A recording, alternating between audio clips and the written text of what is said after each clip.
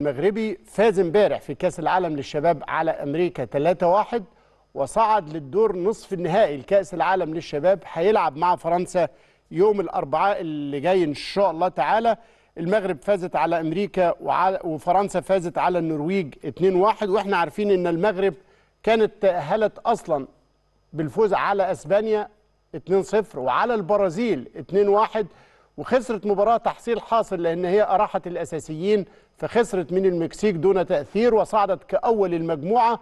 وديكوا شايفين طريقها ما شاء الله، كسبت كوريا الجنوبية وبعد كوريا الجنوبية كسبت أمريكا، فماشية بخطى فيها جدارة وقوة واستعداد. يعني كوريا فريق بيجري، فريق مرهق جدا جدا جدا. في البطولة يوم يعني الأربع المغرب هتلعب مع فرنسا، ويوم الخميس الأرجنتين مع كولومبيا، والأرجنتين فازت على المكسيك 2-0 وكولومبيا فازت على أسبانيا 3-2. المباراة النهائية هتتلعب يوم الاثنين اللي جاي 20 أكتوبر الساعة 2 الفجر، علينا وعليكم بخير إن شاء الله تعالى. لكنه شباب أسود الأطلس أعتقد بيأكدوا امتلاك المغرب مشروع كروي حقيقي قادر يثمر هذه الثمار القوية في كل الاتجاهات لكرة القدم. وإحنا يا أستاذ إبراهيم، أنا بعد ما شفت حلقة كابتن إبراهيم فايق مع أسامة نبيه ضربت، كنت من الأول بعترض عن بعد، كنت بقول بأمارة إيه، لكن لأ، دي جريمة حدثت في حق الكرة المصرية. راجل فرحان باللي وصل له، راجل بيدافع عن الخطأ، راجل بيقول بجرأة شديدة أنا كنت مأجل اللعيبة التقيلة عشان لما تأهل ألعب الماتشات المهمة. إيه ده؟ إيه المفهوم العبقري اللي أنا بناء عليه اخترت مدرب فرحان بالفشل وبيبرره على هذا المستوى؟ بيقول ما نقدرش نكسب لا اليابان ولا نيوزيلندا. يقول لك ما نقدرش نكسب لا اليابان ولا نيوزيلندا.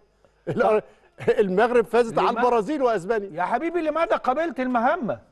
وانت رامي الفوطه قبل ما تسافر. لا، شيء بيوضح لك ان زي ما يكون كل واحد في حتته مالك المكان.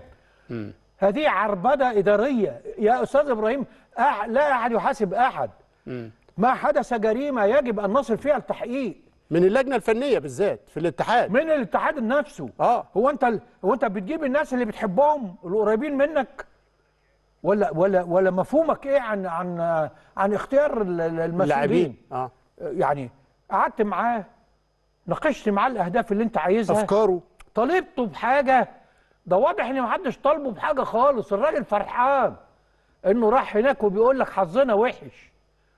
التوفيق التوفيق التوفيق.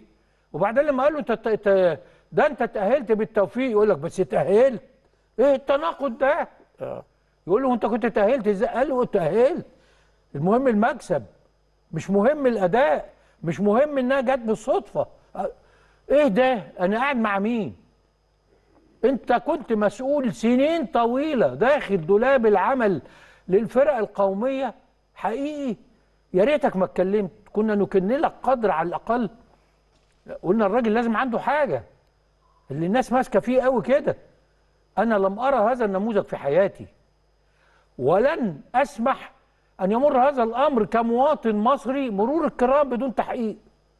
حد يطلع كلمونا بقى، طلعونا غلطانين يا اخوانا، ردوا علينا.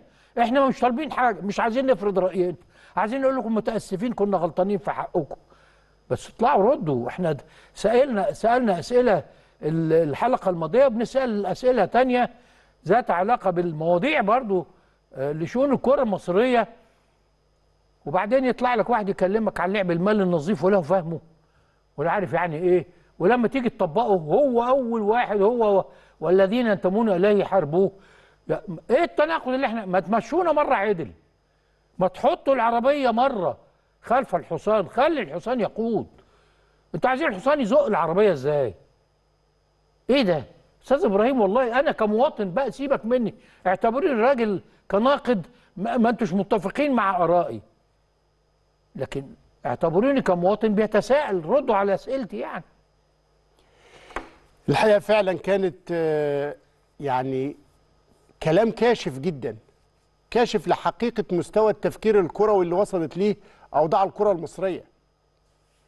ناس لا بتعد كويس تيجي لها مشاركات في بطولات يعتذروا عنها، تيجي لهم لعيبه، انتوا فاهمين يعني ايه لعيب بيلعب في الارسنال ولعيب بيلعب في ليفربول هو انا ممكن ولعيب بيلعب في الهلال السعودي وما تستدعيهوش؟ هو انا ممكن اطلب حاجه دلوقتي فكرتني. احنا لينا 3 رياضيين في مجلس الشيوخ. ممكن تهتموا بهذا الامر؟ اذا كان اتحاد الكره مش مهتم ممكن تندهوا لي تجيبوا لنا الاجابات دي لو سمحتوا، لو سمحتوا. يعني انتوا متخيلين يا جماعه يبقى متاح ليك تجيب 3 لعيبه اللي بيلعب في الفريق الاول في ليفربول وفي الارسنال وفي الهلال السعودي غير اللعيبه اللي هنا، فيكون الكلام ان انا استبعدتهم فنيا. انتوا متخيلين ان احنا عندنا مدرب لمنتخب الشباب بيستبعد لعيب بيلعب في الفريق الاول في ليفربول والارسنال يستبعده فنيا؟ وفي الهلال مين اللي جابك فنيا؟ مين اللي مكنك من المنتخب فنيا؟ وبعد كده تسمع اصل انا المساله اصل غاب التوفيق يا عم. ده واللي حضر طالع رحله. ايه اللي حضر؟ ده طالع رحله مش طالع كاس العالم. طالع بما انه جاء مجامله فذهب مجامله. نطلع لفاصل بس مش مجامله.